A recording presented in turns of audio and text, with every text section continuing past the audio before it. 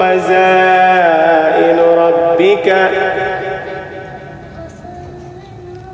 أم هم المسيطرون أم لهم سلم يستمعون فيه فليأت مستمعهم بسلطان مبين أم لهم سلم يستمعون فيه فليأت مستمعهم بسلطان مبين فليأت مستمعهم بسلطان مبين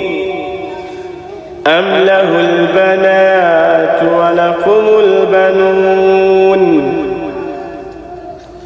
أم له البنات ولكم البنون